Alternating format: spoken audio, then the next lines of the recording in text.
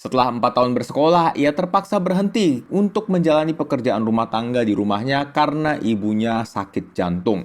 Bahkan ketika ibunya melahirkan anak kembar saat ia berusia sekitar 16 tahun, ia siap tidur di lantai dan memberikan tempat tidurnya bagi adiknya yang baru lahir itu. Dan yang paling terpenting nih guys, setiap harinya Antonia nggak pernah lupa akan namanya doa. Ternyata Antonia disergap oleh seorang pemuda bernama Giovanni Ignazio Catgui. Catgui terus berusaha untuk melampiaskan nafsu busuknya tersebut kepada Antonia guys. Hasil otopsi kemudian menunjukkan terdapat 74 luka di sekujur tubuhnya dan dianggap sebagai martir untuk kemurnian dan pelindung bagi korban pemerkosaan. Halo teman-teman semua, welcome back to Rock Riwayat Orang Kudus edisi 17 Mei.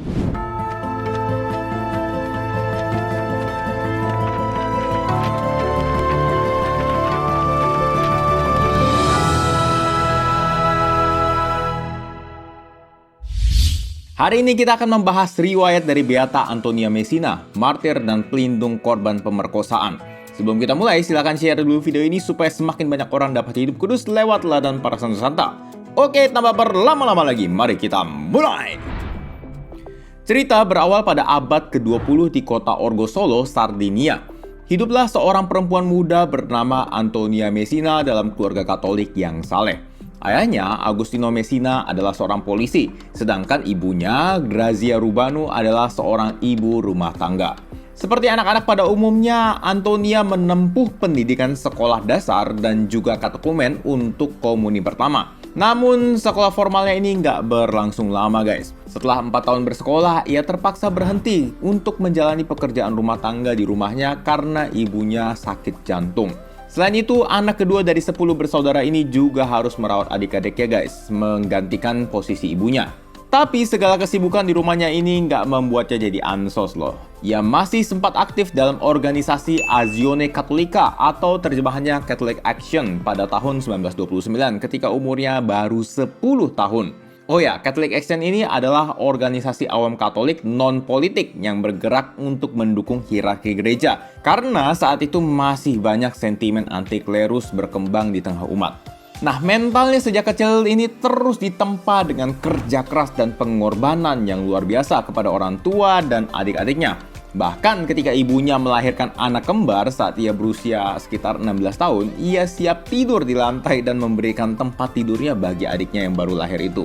Dan yang paling terpenting nih guys, setiap harinya Antonia nggak pernah lupa akan namanya doa. Doa favoritnya adalah Rosario, ditambah juga dengan devosi kepada hati kudus Yesus lewat misa Jumat pertama setiap bulannya. Nah, suatu saat tanggal 17 Mei 1935, ia bersama dengan seorang temannya bernama Aneda Castagna pergi mengumpulkan kayu bakar di ladang yang agak jauh dari pemukiman. Setelah berpencar satu sama lain, Anet tiba-tiba mendengar teriakan Antonia meminta tolong guys. Segera setelah menemukannya, ternyata Antonia disergap oleh seorang pemuda bernama Giovanni Ignazio Catgui yang waktu itu berumur 20 tahun. Penyergapan ini bukan untuk mencuri atau merampok ya, tapi untuk memperkosa Antonia. Sontak melihat hal ini, Anet berlari ke pemukiman untuk meminta bantuan karena ia tahu ia sendirian nggak akan bisa melawan si Catgui. Catgui terus berusaha untuk melampiaskan nafsu busuknya tersebut kepada Antonia guys. Namun Antonia melawan dengan sekuat tenaga untuk mempertahankan keperawanannya. Kesal akan perlawanan yang luar biasa tersebut, Catgui malah diliputi keinginan untuk membunuh Antonia.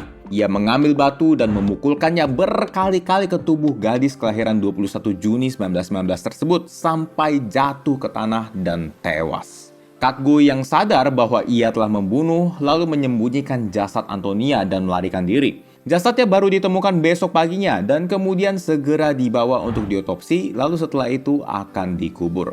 Hasil otopsi kemudian menunjukkan terdapat 74 luka di sekujur tubuhnya namun tidak ada tanda bekas pemerkosaan. Artinya hingga wafatnya Antonia berhasil untuk mempertahankan keperawanannya guys. Catgui pun berhasil ditangkap dan kemudian lewat pengadilan ia dijatuhi hukuman mati dan dijadwalkan untuk dieksekusi pada tahun itu juga, tahun 1937. Walau sempat mengelak berkali-kali dalam sidang, pada akhirnya ia mengakui perbuatannya dan bertobat plus menerima sakramen tobat sebelum detik-detik eksekusinya. Keluarga Antonia pun turut berdoa bagi pemuda itu dan gak menaruh kebencian atau keinginan balas dendam sama sekali padanya. Keren ya. Boleh banget nih kita contoh sikap belas kasih dari keluarga Messina. Antonia Messina sendiri kemudian dibeatifikasi oleh Paus Yohanes Paulus II tahun 1987 dan dianggap sebagai martir untuk kemurnian dan pelindung bagi korban pemerkosaan. Beata Antonia Messina, doakanlah kami. Amin. Oke guys, begitulah kisah hidup dari Beata Antonia Messina. Kalau teman-teman merasa video ini bermanfaat, teman-teman boleh like, subscribe, dan share untuk mendukung pengembangan channel ini. Terima kasih sudah menonton, dan sampai jumpa di Rock edisi selanjutnya. Annyeong!